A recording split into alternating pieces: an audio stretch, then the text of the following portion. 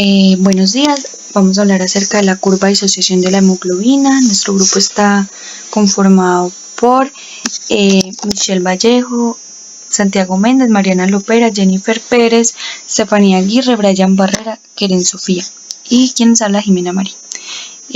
También hablaremos no solo de la curva de la disociación de la hemoglobina, sino que también hablaremos sobre la curva de Ebbinghaus y el estado ácido-base. Antes de empezar con la disociación de la hemoglobina, vamos a explicar acerca de la hemoglobina y el transporte de oxígeno. El principal sistema de transporte de oxígeno, que es alrededor del 98%, es combinado con la hemoglobina. De esta forma se transporta 20 mililitros de oxígeno en 100 mililitros de sangre. Cuando el oxígeno se une a la hemoglobina, se forma la oxihemoglobina, que en términos más simples es HbO2, mientras que la forma desoxigenada, o sea, cuando no hay oxígeno en la hemoglobina, se llama desoxihemoglobina, que es el Hb. La unión del oxígeno a la hemoglobina es reversible y depende de la presión parcial de oxígeno en la sangre, es decir, del oxígeno que va en disolución. Como vemos en la imagen,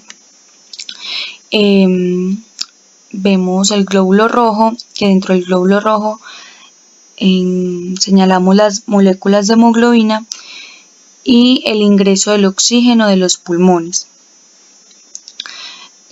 Cuando el oxígeno de los pulmones ingresa a este glóbulo rojo y tiene contacto con las moléculas de hemoglobina, son fusionadas y luego el oxígeno va a ser liberado a las células de los tejidos.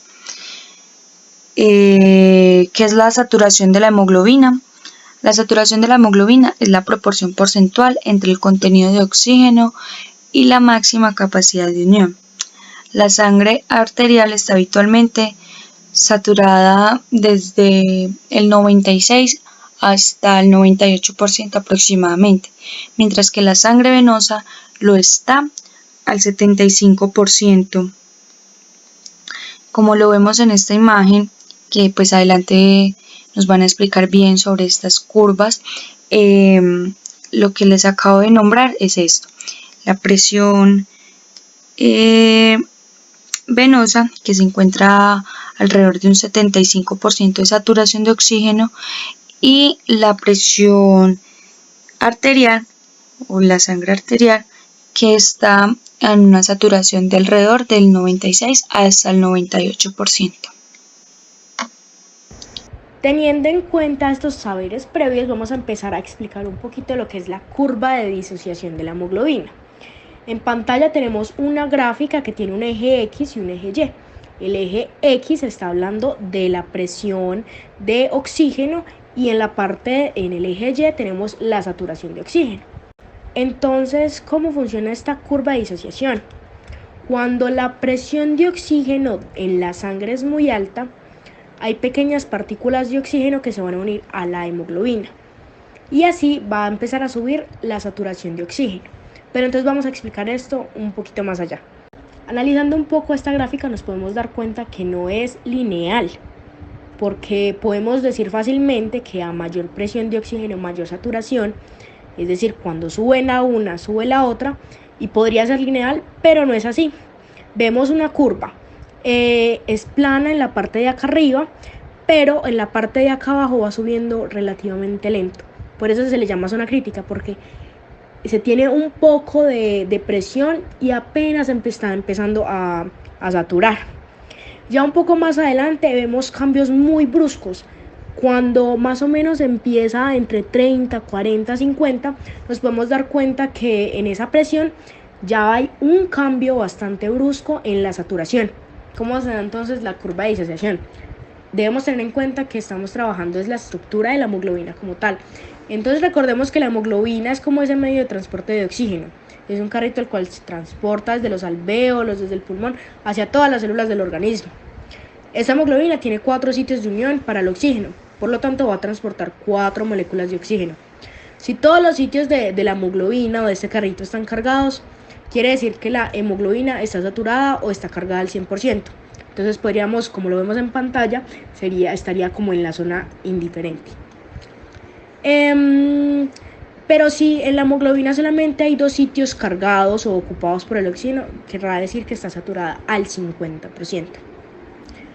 En resumen, la saturación, pues la saturación de oxígeno, se refiere a cuántas moléculas de oxígeno están unidas a la hemoglobina. Tenemos entonces dos momentos muy importantes de la curva de disociación. Dividamos esta curva a la mitad, de 0 a 50 y de 50 a 100 o 110. En la primera parte nos podemos dar cuenta que a mayor parte o a mayor cambio de la presión parcial de oxígeno van a haber muy pequeñas variaciones de la saturación de oxígeno. Y en la segunda parte lo que se va a resaltar es que a pequeños cambios de la presión parcial de oxígeno se van a producir grandes cambios de la saturación de oxígeno. Es muy importante tener todo esto en cuenta porque a gran presión parcial de oxígeno la hemoglobina se va a unir con mayor facilidad, es decir, tiene una afinidad con lo que es el oxígeno, y pues a menor presión parcial de oxígeno la hemoglobina le va a ser más difícil unirse al oxígeno, entonces no va a liberar rápidamente, entonces sí, va a saturar menos. Esto en sí es la curva de disociación y a continuación vamos a hablar de la curva hacia la derecha y a la izquierda. Las propiedades ideales de la hemoglobina como transportador de oxígeno se basan en que la afinidad aumenta cuando tiene que tomar oxígeno, como ocurre al pasar por los pulmones, y que ésta disminuye cuando tiene que cederlo, como cuando circula por los tejidos. Es decir, que cuando el oxígeno va a pasar por los pulmones va a haber un aumento, pero cuando se cede y va a pasar por los tejidos va a haber una disminución.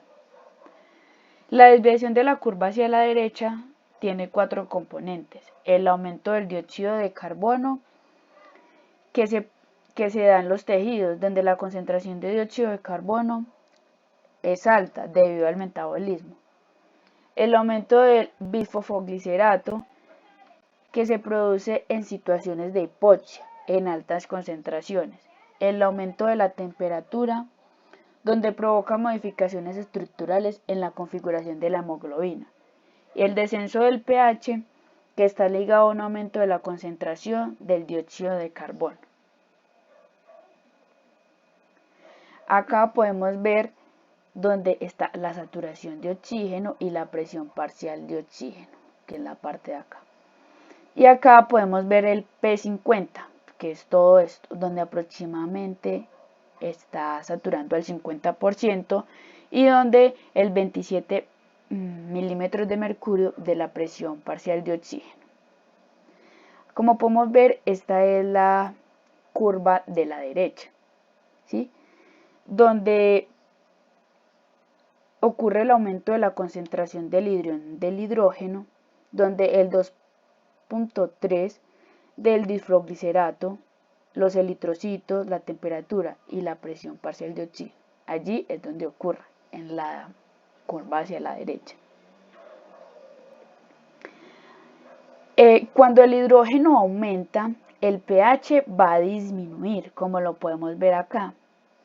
Y esto se da en los tejidos, donde el pH es ligeramente más ácido que a nivel pulmonar, debido a la mayor presión parcial del dióxido de carbono. Curva de hemoglobina desplazada hacia la izquierda. En esta curva significa que hay una mayor afinidad de la hemoglobina con el oxígeno. En la gráfica vamos a encontrar que hay una disminución de dióxido de carbono. En esta situación se produce que hay una baja concentración de CO2 en los pulmones. Se va a encontrar que hay una disminución de la temperatura, una disminución del bisfosfoglicerato y un aumento del pH. Como podemos ver, esta es la curva de disociación de la hemoglobina, pero en este caso, esta es cuando se desplaza hacia la izquierda. Como pueden ver acá, hay una disminución de la presión parcial de dióxido de carbono. También se puede identificar que hay una disminución de la temperatura. Se evita la posible desnaturalización de la hemoglobina y como consecuencia se vuelve a unirse con el oxígeno. Podemos ver que acá hay una disminución del bisfosfoglicerato que este es un ácido el cual evita que se una la hemoglobina, favoreciendo su unión con el CO2. También acá hay un descenso de iones de hidrogeniones. Este es el que determina el pH. Podemos observar que en la curva de la izquierda hay un pH de 7,6. Vemos que acá hay un aumento del pH, lo que esto provoca una menor concentración de dióxido de carbono y la hemoglobina se vuelve más afín al oxígeno. También para retroalimentar, cuando la curva de la hemoglobina está desplazada hacia la izquierda, la afinidad ha aumentado, ya que hay una misma presión parcial de oxígeno, va a haber una mayor saturación de la hemoglobina. Por lo tanto, en esta situación se libera menos oxígeno. Las propiedades ideales de la hemoglobina como transportador de oxígeno se basa en su afinidad. Aumenta cuando tiene que tomar oxígeno, como ocurre al pasar por los pulmones, y que esta disminuye cuando tiene que cederlo, como cuando circula por los tejidos. Factores más importantes que afectan a la curva de disociación. Primero, presión parcial de anhídrido carbónico en sangre. El aumento de la concentración de CO2 disminuye la afinidad de la hemoglobina por el oxígeno y produce un desplazamiento de la curva hacia la derecha. Segundo, pH. El incremento de la concentración de hidrogeniones o descenso del pH provoca un desplazamiento de la curva hacia la derecha. Este factor está ligado al anterior, ya que el incremento de PCO2 por acción de la anhidrasa carbónica produce un aumento de protón, que son los que al fijarse a la hemoglobina disminuye su afinidad. Tercero, temperatura corporal. El aumento de la temperatura provoca un desplazamiento de la curva hacia la derecha. Cuarto, 2,3-difosfoglicerato. Esta molécula es un metabolito intermediario de la glucólisis anaerobia del eritrocito, y su concentración aumentada desplaza la curva hacia la derecha, favoreciendo la liberación del oxígeno a los tejidos. Quinto, el monóxido de carbono. Se une a la hemoglobina mediante una reacción reversible similar a la que realiza con el O2, ya que ocupan el mismo lugar. El compuesto formado se denomina carboxihemoglobina y la cantidad formada depende de la presión parcial de monóxido de carbono. El monóxido de carbono es 210 veces más afín por la hemoglobina que el oxígeno. De esta forma, mínimas concentraciones de CO2 en el aire respirado saturan grandes proporciones de hemoglobina, impidiendo el transporte de O2. Con respecto a la aplicación de la ley de Fick, a nivel pulmonar, la sangre debe estar expuesta a una tensión de gas por un tiempo definido, para lograr el equilibrio entre dicho gas y las gases líquidas. Normalmente la sangre gasta 0,75 segundos en el nivel del viaje de los capilares pulmonares hacia los pulmones. Esto es la expresión gráfica según la fórmula. La definición de las palabras de la fórmula son V-gas, es decir, volumen de gas que se difunde a través de una membrana de tejido por unidad de tiempo. A es igual a área de superficie de la barrera disponible para la difusión. T, grosor de membrana. P1 y P2 es diferencia de presión parcial del gas entre la membrana. Tenemos entonces el estado ácido-base.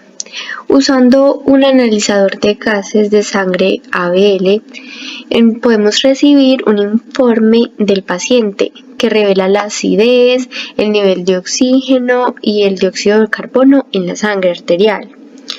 El informe también incluye un cálculo de nivel de bicarbonato. Es importante mantener el nivel del pH normal en la sangre. Por eso el cuerpo realiza ajustes continuos para mantener el nivel preciso del pH. Ese proceso se llama homeostasis.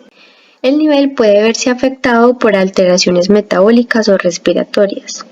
El cuerpo intenta mantener el equilibrio con los amortiguadores corporales y un determinado cociente de bicarbonato, con respuestas compensatorias respiratorias o renales.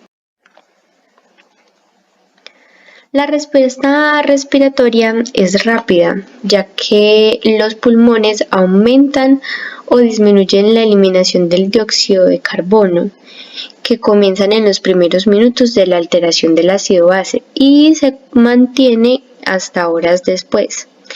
Por otro lado, la respuesta renal es más lenta, dado que los riñones alteran la excreción de los metabolitos ácidos o alcalinos. Esto sucede en cuestión de horas o días tras una alteración del ácido base aguda. Cuando el cuerpo intenta mantener un equilibrio de ácido base, tiene este aspecto, o sea que está equilibrado. Pero las enfermedades, los antioxidantes o las lesiones y otros trastornos pueden amenazar este equilibrio. Podemos encontrar una categorización simplificada de las alteraciones del ácido ácido. Serían la alcalosis respiratoria, la acidosis respiratoria, la alcalosis metabólica y la acidosis metabólica. La alcalosis respiratoria es una condición que puede aparecer debido a la hiperventilación alveolar. Esto reduce el PCO2, o sea, el dióxido de carbono en la sangre, que se vuelve más alcalina y por tanto el pH aumenta. Si se mantiene la alcalosis respiratoria y el sistema renal inicia un proceso de compensación reteniendo los ácidos y aumentando la excreción de amortiguadores, principalmente de bicarbonato. La acidosis respiratoria se da cuando una disminución prolongada de la ventilación alveolar provoca la acumulación del dióxido de carbono en la sangre y se vuelve más acídica y su pH disminuye.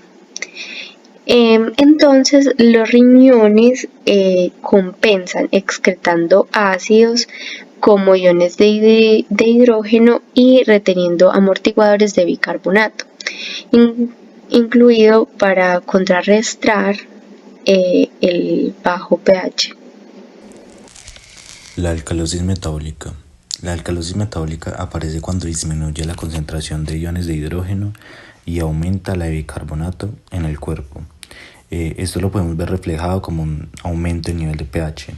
La respuesta más típica respiratoria para la alcalosis metabólica es la hipoventilación, que hace que aumente el nivel de dióxido de carbono en la sangre a un mecanismo de compensación para que la sangre sea más acídica.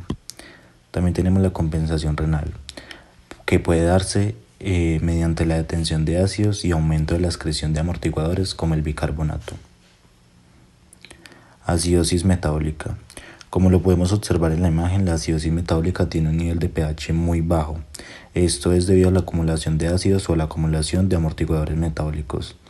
En el análisis de gases en sangre se detecta como una disminución de bicarbonato. Cuando podemos observar pacientes que sufren de acidosis metabólica, la respuesta respiratoria más típica es que hiperventilen y así puedan reducir la conservación de dióxido de carbono en la sangre y los riñones se encargarán de compensar la retención principalmente de amortiguadores de bicarbonato y aumentando la excreción de ácidos. El anión GAP. La determinación del anión GAP o brecha aniónica es importante en la determinación de la acidosis metabólica. El anion gap se calcula a partir de la fórmula que representa la diferencia entre los cationes primarios que aparecen como sodio, que en la imagen se ven reflejados como la columna gris, y los aniones primarios medidos que aparecen como cloruro y bicarbonato, que en la imagen sería la columna naranja y la columna amarilla. En el caso de la acidosis metabólica, una acidosis con un anion gap normal se caracteriza por una mejor concentración de bicarbonato contrarrestada por un aumento equivalente a una concentración de cloruro, manteniéndose una diferencia normal del cociente entre los cationes y los aniones, y de ahí se viene la conocida acidosis metabólica hiperclorémica. Cuando tenemos un anion gap normal, este suele deberse a la pérdida de un bicarbonato o menor descarga renal de ácidos, que también pueden deberse de grandes suplementos de soluciones intravenosas que contengan cloruro. Un anion gap elevado se da cuando indica la pérdida de un bicarbonato sin que en esta aumente el cloruro. Puede ser causada por la acumulación de ácidos, como podemos tener de ejemplo un ácido láctico, o toxinas que ayudan a ser como ácidos básicamente. ABL. La imagen que tenemos corresponde al analizador de ácidos en sangre ABL. Este mide y calcula el estado respiratorio y metabólico, incluyendo los datos del anion gap, y esto ayuda a tomar decisiones diagnósticas a la hora de estar en un hospital.